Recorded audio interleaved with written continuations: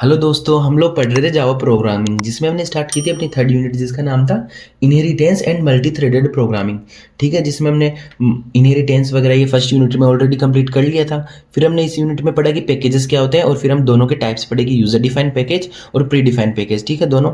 आज हम स्टार्ट करें अपना थर्ड यूनिट का सेकंड पार्ट जो है मल्टी थ्रेडेड प्रोग्रामिंग। ठीक है, सो मल्टी थ्रेडेड प्रोग्रामिंग क्या होता है कि उसी को अपन बोलते हैं मल्टीटास्किंग। जैसे मैं आपको एक बात बताऊं कि जैसे अपन एक साथ, जैसे ये कोई कंप्यूटर है, इसके पास एक साथ 10 लोगों की रिक्वेस्ट आ रही है कि ये भी करना है, ये भी करना है, ये भी करना है। ठीक है, एक साथ। बट उसको कैसे पता कि कौन सी चीज़ पहले करनी है, कौन सी रिक्वेस्ट पहले फुलफिल करनी है, कौन सी किसी को वेट में डालना है। तो वो चीज़ होगी ना मल्टी थ्रेडेड प्रोग्रामिंग या मल्टीटास्किंग, कि एक साथ एक से ज़्यादा वर्क करना।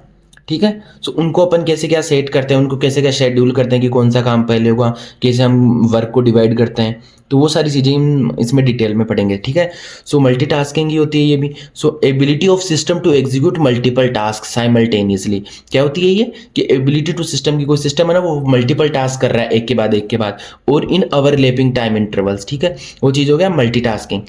ठीक है, तो मल्टीटास्किंग पढ़ लिया। अब मल्टीटास्किंग अपने दो टाइप्स की होती है, एक तो मल्टीपल प्रोसेस और एक मल्टीपल थ्रेड्स। तो ये अपने हैं एक क्या बोलते हैं सिलेबस में मल्टी थ्रेड कि मल्टीपल थ्रेड्स। तो मल्टीपल प्रोसेस क्या है, कोई एक प्रोसेसर है जैसे सीपीयू है। ठीक है, ये एक साथ दो वर्क कर रहा है, जैसे क्या बोलते हैं, जो म्यूजिक भी चल रहा है इसमें, साथ में हम एमएस ऑफिस पर वर्क भी कर रहे हैं। तो ये चीज़ हो गया मल्टीपल प्रोसेस। ठीक है, कि एक प्रोसेस एक से ज़्यादा वर्क कर रहा है, तो इसी को अपन बोलते हैं मल्टीटास्किंग का एक पार्ट। अब हो गया मल्टीपल थ्रेड्स। ठीक है, जैसे कोई काम है, अब हमने उसको दो पार्ट्स में डिवाइड कर लिया कि पहले ये काम होगा T1 पे, फिर 10 मिनट में T2 काम पे ये एक चीज़ होगी। तो जैसे ये कोई प्रोग्राम है तो 5 मिनट हमने इसको डिवाइड कर दी, 5 मिनट इसको। तो वो चीज़ होती है मल्टीपल थ्रेडेड, कि एक काम को हम साइमल्टेनियसली करने के लिए डिफरेंट डिफरेंट टाइम्स इंटरवल डाल देते हैं कि इतने काम में ये चीज़ हो जाएगी। अगर नहीं हुई तो ये फिर थोड़ी देर के लिए रुक जाएगा, अब इसका इंटर वो आ जाएगा, क्या बोलते हैं, टर्न आ जाएगा। तो इसको अपन पढ़ेंगे डिटेल्स में कि मल्टी थ्रेडेड प्रोग्रामिंग होती क्या है। ठीक है, कुछ आइडिया आपको समझ में आया होगा। सो मल्टी थ्रेडिंग क्या होती है, it is a process to execute the multiple threads. ठीक है, कि मल्टीपल थ्रेड्स या थ्रेड्स क्या होते हैं कि जो प्री डिफाइंड क्लास वगैरह कोई फंक्शन वगैरह होता है, वो सारी चीज़ें। So it is a process to execute the multiple threads at the same time, कि एक टाइम पे एक से ज़्यादा थ्रेड्स को एग्जीक्यूट करना। ठीक है, without dependency of the other threads, कि बिना किसी दूसरे थ्रेड पे डिपेंड हुए। तो वो चीज़ हो गया मल्टी थ्रेडिंग। ठीक है, जैसे अपन ने मेन फंक्शन बनाया, मेन फंक्शन के अंदर अपने पास हमने 3 फंक्शन वगैरह वो बना लिए। जैसे एक तो हो गया शो नाम का फंक्शन, एक हो गया अपने को विड्रॉ करना है, एक फिर बैलेंस को चेक करना है। ठीक है, तो ये काम अगर हम ये करेंगे तो अपने को अलग अलग करना पड़ेगा। ठीक है, कि पहले हम इसमें डिपॉजिट करवाएंगे, फिर प्रोग्राम एंड, फिर ये विड्रॉ होगा, फिर प्रोग्रामिंग, फिर चेक बैलेंस होगा, फिर प्रोग्राम। बट हम इसको क्या है, सिर्फ एक फंक्शन के अंदर, जैसे सिंगल थ्रेड हो गए ना ये, इस एक थ्रेड के अंदर हमने तीनों प्रोग्राम को लिख दिया। ठीक है, तीनों चीज़ों को, कि डिपॉजिट भी कर लेगा, फिर बाद में विड्रॉ को भी शो कर देगा कि विड्रॉ हो गया, और लास्ट में बैलेंस को दिखा देगा कि हाँ आपके पास ये बैलेंस बचा है। ठीक है, तो यही चीज़ होगी मल्टी थ्रेडिंग। तो अपन क्या करते हैं, जैसे ये 3 लोग हैं तो 3 लोगों को अलग अलग काम है, तो हमने 30 मिनट को तीनों में डिवाइड कर दिया कि पहले 10 मिनट में ये काम कर लेगा, 10 मिनट में ये फ्री है। ठीक है, सो वही चीज़ हो गई कि कुछ ये थ्रेड है। अब हमने इसकी सब थ्रेड्स बना दी, किसको डिवाइड कर दिया। जो जेवीएम वर्क यही करता है कि जैसे मल्टीपल थ्रेड्स में कि कोई एक फिक्स टाइम है ना, अब हम उसको डिवाइड कर दिए। ठीक है, सो जैसे अलग अलग थ्रेड्स बनाने से एक साथ 3 काम हो सकता है, तो इसीलिए अपन करते हैं मल्टी थ्रेडिंग, कि एक थ्रेड, जो एक सिंगल थ्रेड था उसको अपन मल्टीपल थ्रेड्स में कन्वर्ट कर दिए। तो यही है मल्टीपल थ्रेडिंग। वरना मेन फंक्शन एक थ्रेड होता है और सिर्फ एक ही काम कर सकता है, बट अपन मेन फंक्शन एक थ्रेड था, इसके अंदर हमने मल्टीपल थ्रेड्स बना दिए। तो ये चीज़ होगी मल्टी थ्रेडिंग। ठीक है, आए कुछ समझ। अब अपना नेक्स्ट टॉपिक है थ्रेड। तो मल्टीपल थ्रेडिंग, कि एक से ज़्यादा थ्रेड्स बना दिए। बट थ्रेडिंग होता क्या है, so thread is a pre defined class which is available in Java dot lang package के अंदर। ये प्री डिफाइंड क्लास है जो ऑलरेडी डिफाइन रहती है। So thread is a basic unit of CPU and it is well known for the independent execution, कि कोई भी चीज़ हम प्रोग्राम एग्जीक्यूट करते हैं तो वो थ्रेड के थ्रू। जैसे ये एक मेन फंक्शन है, ये भी एक थ्रेड हो गई। ठीक है, so how to create a thread in Java. अब अपने को थ्रेडिंग मतलब मल्टी थ्रेड वगैरह क्रिएट करना है, तो वो अपन कैसे कर सकते हैं। तो 2 वे है, एक तो है by extending the thread class, कि तो थ्रेड क्लास के थ्रू, और एक होता है by implementing the runnable interface, runnable interface के थ्रू। ठीक है, सो ये सबसे बेस्ट है कि रनेबल इंटरफेस के थ्रू हम मल्टी थ्रेडिंग करें। सो ये हो गया by extending the thread class, कि इसके थ्रू अपन कोई थ्रेड डिफाइन कर रहे हैं। ठीक है, सो ये इसका प्रोग्राम हो गया, आप एक बार देख लेना। ठीक, जैसे हमने class A extend the thread, और फिर हमने इस रन नाम का ये फंक्शन वगैरह क्रिएट किया। अब जैसे हम स्टार्ट करेंगे तो इसको कॉल करेगा, ठीक है। तो ये चीज़ होगी, पहले थ्रेडिंग हमको कॉल करवाने किसके through, by the thread class के थ्रू, ठीक है। अब सेकंड प्रोग्राम हो गया अपना, अब इसका अपन एग्जांपल अच्छे से देखते हैं। जैसे एक क्लास बनाई ए, ठीक है, एक्सटेंड द थ्रेड्स। अब हमने इसमें पहला फंक्शन बनाया कि एक थ्रेड था, अब इसके अंदर हमने मल्टीपल सब थ्रेड्स बना लिए, ठीक है। तो सबसे पहले बनाया वॉइड रन नाम का फंक्शन, जिसमें इंट की वैल्यू ले ली 1 और वो 5 तक चलेगी और प्लस होती रहेगी, और हमने प्रिंट करवा दिया अंकित। तो क्या चीज़ होगी कि अंकित 5 बार प्रिंट हो जाएगा, ठीक है। फिर हमने क्लास बी बनाई, इसमें सेम वही मेन फंक्शन बनाया, और क्या बोलते हैं इसके अंदर हमने ये एक क्लास के लिए हमने ऑब्जेक्ट बनाया और इसको कॉल किया, ठीक है, इस फंक्शन को। बट इसके आगे हमने एक और प्रोग्राम लिख दिया, ठीक है, कि हमने आई की वैल्यू ली और इसको 5 तक चलाया प्लस प्लस, और हमने प्रिंट करवा दिया नवीन, ठीक है। तो हमने यहाँ पे करवा दिया यहाँ पे, तो ये मल्टीपल थ्रेडिंग हो गई कि एक तो अंकित प्रिंट करना है 5 बार, एक नवीन प्रिंट करना है 5 बार। तो वो क्या बोलते हैं, जो अपनी मशीन है ना वो कंफ्यूज हो जाएगी कि अपने को प्रिंट करना क्या है। तो वो चीज़ हो जाती है मल्टी थ्रेडिंग की, कि अपने को सीक्वेंस में करना है या कौन सी चीज़ कब करनी है। तो जैसे अपने प्रिंट कुछ भी सीक्वेंस में आ सकता है, जैसे अंकित नवीन नवीन नवीन अंकित, कुछ भी आ सकता है। तो उसी को अपन कंट्रोल करते हैं, वही चीज़ हो जाती है मल्टी थ्रेडिंग, ठीक है। तो ये उसका प्रोग्राम हो गया है कि कैसे क्या अपन वर्क करते हैं। सो एक तो अपन किसके थ्रेड कीवर्ड के थ्रू, थ्रेड क्लास के थ्रू अपन ये कर सकते हैं मल्टी थ्रेडिंग। एक होता है by implementing the runnable interface, ठीक है। तो जैसे इंप्लीमेंट्स द रनेबल, इसके थ्रू अपन थ्रेड डिफाइन कर सकते हैं, ठीक है। तो ये इसका प्रोग्राम हो गया। अब आगे अपन पढ़ते हैं, जैसे इसका प्रोग्राम हो गया ना, इसका सेम ये प्रोग्राम था ना जो हमने थ्रेड क्लास के थ्रू किया था। अब इसको अपन इस रनेबल इंप्लीमेंट्स के थ्रू करेंगे। वही क्लास होगी, क्लास है, हमने इसमें रनेबल इंप्लीमेंट्स डाल दिया, वही फॉर लूप लगा के हमने प्रिंट करवा दिया अंकित को 5 बार, ठीक है। फिर क्लास बी, इसमें मेन फंक्शन बनाया, फिर इस एक क्लास का ऑब्जेक्ट बनाया और फिर नवीन को प्रिंट करवा दिया कितने बार, 5 बार। तो वही चीज़ होगी कि ये कभी भी जैसे अंकित अंकित नवीन, वही चीज़। तो उसी प्रोग्राम को हमने रनेबल इंप्लीमेंट्स के थ्रू देख लिया और थ्रेड क्लास के थ्रू देख लिया, ठीक है। अब अपन आगे टॉपिक है अपना थ्रेड शेड्यूलर। क्या है कि जो हम थ्रेडिंग वगैरह करें उसको शेड्यूल करना है, कि कौन सी थ्रेड पहले स्टार्ट होगी, कौन सी थ्रेड पहले कॉल होगी। जैसे पहले अंकित प्रिंट होगा या पहले नवीन प्रिंट होगा या पहले 5 बार अंकित प्रिंट होगा, तो वो चीज़, ठीक है। So it is the part of the JVM which execute the multiple threads on a single processor randomly, कि एक कोई सिंगल प्रोसेसर है उस पर मल्टीपल थ्रेड्स रैंडमली अपन क्या करा रहे हैं, एग्जीक्यूट करवा रहे हैं। तो वो चीज़ होगी थ्रेड शेड्यूलिंग, कि कौन सी कब कॉल होगी। So it execute according to the some algorithm. So thread किसके अकॉर्डिंग, कि कुछ एल्गोरिदम होती है उनके अकॉर्डिंग कॉल होती है, जैसे FCFS, जैसे फर्स्ट कम फर्स्ट इन, की जो पहले कॉल होगा वो पहले एग्जीक्यूट होगा। या फिर हो सकता है SJF, जैसे शॉर्ट जॉब फर्स्ट, कि जो सबसे शॉर्ट अपने कॉल किया है तो वो थ्रेड पहले कॉल हो जाएगी। या फिर राउंड रोबिन, कि रैंडमली हम चूज करके किसी को भी पहले एग्जीक्यूट कर रहे हैं। तो अलग अलग एल्गोरिदम्स के थ्रू कैसे भी कॉल हो सकते हैं thread. So in multiple threading we can not guess the output and the sequence, की मल्टीपल थ्रेडिंग में अपन कि आउटपुट क्या होगा और किस सीक्वेंस में होगा वो हम गेस नहीं कर सकते। We get different output every time, ठीक है। सो अब अपन पढ़ते हैं थ्रेड लाइफ साइकिल, कि थ्रेड लाइफ साइकिल क्या होता है। So as we know as a thread is well known for its independent execution, की थ्रेड क्या होता है कि इंडिपेंडेंटली हर बार इंडिपेंडेंटली एग्जीक्यूट होगी, ठीक है। So during the life cycle of a thread we can move from different states, ठीक है। कौन कौन से स्टेट, सबसे पहले कोई थ्रेड स्टार्ट होगी तो बॉर्न स्टेट, फिर स्टार्ट होके ये कहाँ आ जाएगी, रेडी स्टेट में, रेडी होके ये कहाँ जाएगी, रनिंग स्टेट में, ठीक है।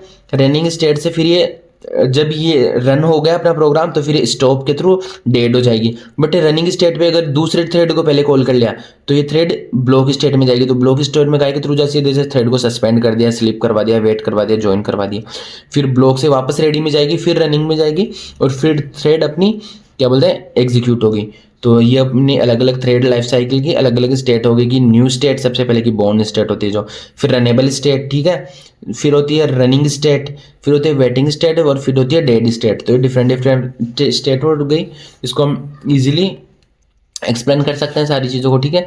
अब हम इन सबको एक बार देख लेते हैं, इन सबका फंक्शन की। जैसे अपन रनिंग से सस्पेंड में सस्पेंड कर देते हैं, तो सस्पेंड क्यों करते हैं, स्लिप क्यों करते हैं, वेट क्यों करते हैं, ज्वाइन क्यों करते हैं, ठीक है। सो सबसे पहले देखते हैं difference between slip and join, ठीक है।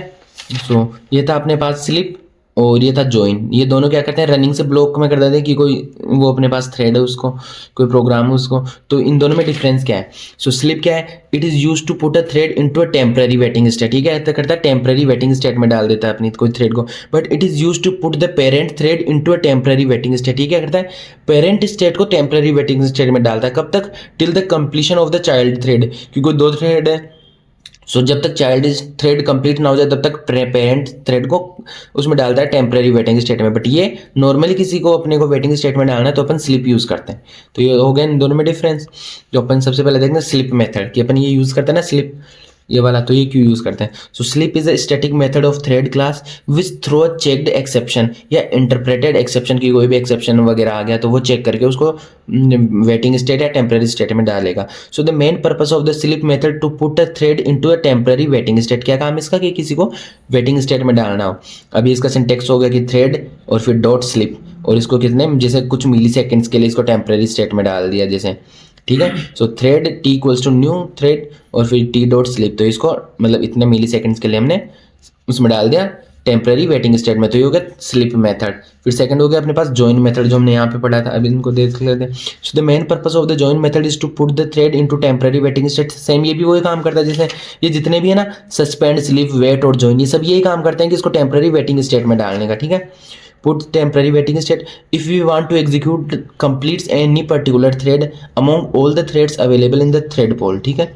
So join method also throw a checked exception, कि कोई चेक कर लिया और एक्सेप्शन आ गया तो भी इसको टेम्परेरी वेटिंग स्टेट में डाल देगा, ठीक है। सो कोई एक्सेप्शन इंटरप्रेट हो गया तो जैसे A T one equals to new, so जैसे ये है, इसको अपने को एग्जीक्यूट कराना है टी को और इन दोनों को वेट करवाना है, तो इसको अपन इन दोनों को तो बाकी को तो उसमें डाल देंगे टेम्परेरी वेटिंग स्टेट में और इसको एग्जीक्यूट कर देंगे, तो ये चीज़ होगी जॉइन मेथड। फिर हो गया सस्पेंड, ये भी वही चीज़ हो गया कि इसको टेम्परेरी वेटिंग स्टेट में डालना है किसी चीज़ को। So the main purpose of suspend method is to put the thread from running state to waiting state. वही चीज़ होगी कि हमको इन दोनों को तो एग्जीक्यूट करवाना है, इसको सस्पेंड करना है थोड़ी टाइम के लिए, तो हम इसको सस्पेंड कर देंगे। और सस्पेंड कर दिए बाद में अगर हमको इसको रिज्यूम करना है, कि एक बार सस्पेंड हो गई वापस रिज्यूम करना है रेडी के लिए, ये रिज्यूम फंक्शन था, तो रिज्यूम के लिए use to resume a suspended thread from waiting state to runnable state, की कोई वेटिंग स्टेट में थी वापस इसको रिज्यूम कर दे तो वापस किसके लिए, waiting state to runnable state में जाने के लिए, ठीक है। तो ये हो गया रिज्यूम फंक्शन।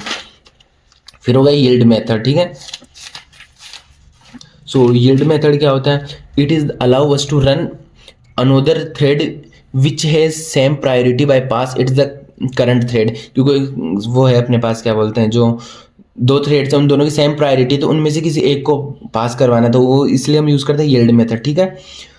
जैसे हमको ये इसको एग्जीक्यूट करवाना तो इसको हमने यील्ड करवा दिया, सो इसका एग्जीक्यूशन कुछ टाइम के लिए, जैसे इसका एग्जीक्यूशन हमको कुछ टाइम के लिए रोकना तो इसका कुछ टाइम के लिए रुक जाएगा, बाकी ये दोनों एग्जीक्यूट हो जाएंगे। सेम वैसे ही फंक्शन है, ठीक है। सो एक होता है स्टॉप मेथड, ये किसके लिए काम आता है, कि अगर अपना वो थ्रेड था वो कंप्लीट हो गया, टर्मिनेट हो गया, तो उसको स्टॉप कर देते हैं। So use to terminate a class permanently, तो स्टॉप हो गया। फिर is alive method, it is a predefined method of thread class through which we can verify whether a thread is alive और नॉट, कि कोई थ्रेड है वो alive है या नहीं, उसको चेक करने के लिए अपन इज अलाइव मेथड यूज करते हैं, ठीक है। Note if thread is alive it returns true, कि अगर थ्रेड अलाइव है, थ्रेड है अभी तक, तो वो अपने को ट्रू रिटर्न कर देगा, अदरवाइज फॉल्स रिटर्न कर देगा। If we use is alive method before the start method then print the false but after the start print the true, ठीक है। अब नेक्स्ट अपने पास इंटरप्ट मेथड, ठीक है। Use to interrupt the thread, कि कोई थ्रेड है हमको उसको इंटरप्ट करना, तो इसलिए हम यूज करते हैं interrupt method. So if any thread is sleeping या ब्लॉक स्टेट, की कोई स्लीपिंग स्टेट में या ब्लॉक स्टेट में, then we can easily interrupt the execution of the thread, तो हम इजीली उसको एग्जीक्यूशन को इंटरप्ट कर सकते हैं क्योंकि वो ऑलरेडी स्लीप है या ब्लॉक स्टेट में, by throwing the interrupt exception, ठीक है। So not in sleeping and waiting state then it's not interrupt and execute normally, अगर स्लीपिंग या वेटिंग स्टेट में नहीं है तो वो इंटरप्ट नहीं कर सकते, वो फिर एग्जीक्यूट होगी नॉर्मली, ठीक है। तो ये चीज हो गया किसी थ्रेड को इंटरप्ट करना, ठीक है। नेक्स्ट है अपने पास थ्रेड प्रायोरिटी, ठीक है, कि कौन सी थ्रेड पहले जाएगी कौन सी बाद में, तो ये हम खुद सेट कर सकते हैं कि हाँ इसकी प्रायोरिटी ये होनी चाहिए, पहले जानी चाहिए बाद में। So in Java it is possible to assign the priority of a thread, की कोई थ्रेड की वैल्यू हम बता सकते हैं कि हाँ ये थ्रेड पहले जानी चाहिए, ये थ्रेड बाद में। So to set the priority Java thread class as a provide two predefined method, कि दो मेथड है जिनके थ्रू हम जो वो होता है ना थ्रेड उसकी प्रायोरिटी सेट कर सकते हैं। एक तो होता है सेट प्रायोरिटी, कि हमने सेट कर दी कि ये यहाँ पे फर्स्ट लिख दिया तो इसकी प्रायोरिटी सबसे पहले जाएगी, ठीक है। और फिर गेट प्रायोरिटी, ठीक है। So the thread class also provide 3 predefined final static variable and it's value lie between 1 to 10, जैसे कुछ स्टैटिक वेरिएबल होते हैं जिनकी 1 to 10 तक वैल्यू होते हैं, जैसे जिसकी ज़्यादा प्रायोरिटी होना, जैसे थ्रेड की मैक्सिमम प्रायोरिटी है 10, तो जिसकी सबसे ज़्यादा प्रायोरिटी ना वो पहले एग्जीक्यूट होगा। अब इसकी प्रायोरिटी सबसे कम है, फिर इसकी प्रायोरिटी सबसे कम है, तो ये चीज़, तो इसके अकॉर्डिंग अपन थ्रेड की प्रायोरिटी सेट कर सकते हैं कि कौन सी थ्रेड कब एग्जीक्यूट होगी। ठीक है, अब लास्ट टॉपिक है अपना इस यूनिट का, वो है सिंक्रोनाइजेशन। ठीक है, सिंक्रोनाइजेशन वही चीज़ होगी कि कौन सा प्रोग्राम कब होगा और कौन सा प्रोग्राम वेटिंग स्टेट में जाएगा। ठीक है, so it is the technique through which we can control the multiple threads. वही चीज़ होगी कि मल्टीपल थ्रेड्स एक साथ हो रही है तो उनको कंट्रोल करना कि कौन सी चीज़ कब होगी। So among the number of threads only one thread will enter inside the synchronized area, कि मल्टीपल थ्रेड में से एक टाइम पे एक ही चीज़ होगी। So the main purpose is overcome the problem of multi threading. So when multiple threads are trying to access the same resources, कि एक साथ बहुत सारी थ्रेड्स क्या चाह रही है कि हम उस रिसोर्स को अलोकेट कर लें एट द सेम टाइम। ठीक है, so on that situation it में प्रोवाइड सम रॉन्ग रिजल्ट्स, क्योंकि एक साथ मल्टीपल थ्रेड्स आ गए तो वो रॉन्ग रिजल्ट प्रोवाइड करेंगे। So we use synchronisation to solve the problem. ठीक है, सो ये क्या काम करता है, one resource at a one time, कि एक टाइम पे एक ही रिसोर्स को, एक ही मतलब थ्रेड को वो रिसोर्स अलोकेट होगा, बाकी की वो वेटिंग स्टेट में चले जाएंगे, तो वही चीज़ हो गया सिंक्रोनाइजेशन। ठीक है, so synchronization classified into two categories, एक तो होता है मेथड लेवल सिंक्रोनाइजेशन, एक होता है ब्लॉक लेवल सिंक्रोनाइजेशन। ठीक है, जो इनमें से ये जो ब्लॉक लेवल सिंक्रोनाइजेशन है वो ना सबसे बेस्ट है।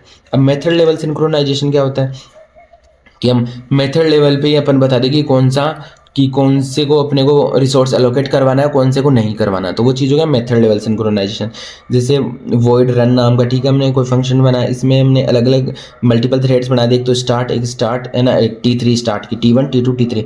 अब हमको सिर्फ T2 को पहले रिसोर्स प्रोवाइड करवाना है, इन दोनों को वेट करवाना है, तो इसको क्या बोलते हैं, मेथड है ना अपने, उसके अंदर इसको इसकी मतलब रेफर कर देंगे, लिंक दे देंगे और बाकी इनको वेटिंग स्टेट में डाल देंगे, तो ये हो गया मेथड लेवल सिंक्रोनाइजेशन। ठीक है, सो जैसे इसको तो हमने रिसोर्स एट अ टाइम, इसको तो हमने रिसोर्स प्रोवाइड कर दिए, इन दोनों को वेटिंग स्टेट में डाल दिया, तो ये होगा मेथड लेवल सिंक्रोनाइजेशन। फिर सेकंड हो गया अपना block level synchronisation. So in this the entire method is not get synchronise. इसमें क्या होता है, ये पूरा मेथड ही सिंक्रोनाइज हो जाता था कि हमने इसकी वैल्यू इसमें दे दी यहाँ पे और ये सारे वेटिंग में चले गए, बस ये एक ही होगा, बट इसमें पूरा मेथड है ना वो सिंक्रोनाइज नहीं होता। Only the part of the method get synchronized, we have to enclosed those few lines of the code put inside the synchronize block. इसमें क्या होता है कि जो हमको सिर्फ सिंक्रोनाइज करना है ना, जैसे सिर्फ इसको करना था तो इसको वेटिंग में नहीं डालना, सिर्फ जो जिसको हमने कुछ सिंक्रोनाइज करना है ना उसको हम लिख देंगे इसके अंदर किसी मेथड के अंदर, तो वो चीज़ हो गया ब्लॉक लेवल सिंक्रोनाइजेशन। ठीक है, सो इसी के साथ अपनी थर्ड यूनिट कंप्लीट होती है जावा की। Thank you.